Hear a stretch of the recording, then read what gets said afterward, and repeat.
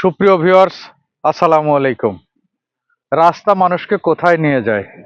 আমি এখন যেই জায়গাটায় দাঁড়িয়ে আছি, এইটা ভৈরব আর আপনার গৌরীপুর রেল লাইনের ধারে।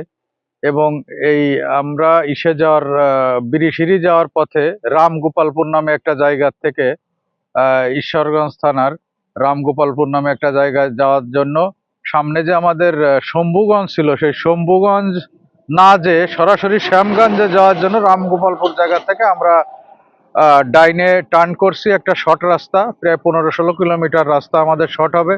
সেই রাস্তায় যাওয়ার সময় কত সুন্দর অপরূপ দৃশ্য, ধান, অনেক মাছের ঘের, অনেক কিছু। হয়তো এই জায়গায় আমার 14 গোষ্ঠী, আমার গোষ্ঠীরই হয়তো কেউ আসে নাই। তো একটা রাস্তা শর্ট নিলাম এবং এই জায়গাটা আসলাম। হয়তো জীবনে কোনোদিন আর এখানে আসা নাও লাগতে পারে, বা আমাদের হয়তো কেউ কোনোদিন এখানে হয়তো আসবে না। এইটাই নিয়তি, এইটাই রাস্তা। রাস্তায় মানুষকে রাস্তা দেখিয়ে দেয়, সেইটাই। তো আমরা যাচ্ছি বিরিশিরি।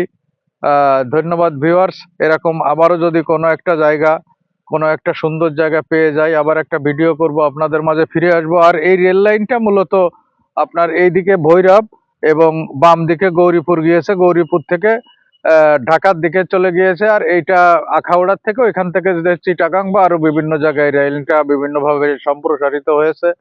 অনেক সুন্দর একটি জায়গা। ধন্যবাদ। আসসালামু আলাইকুম।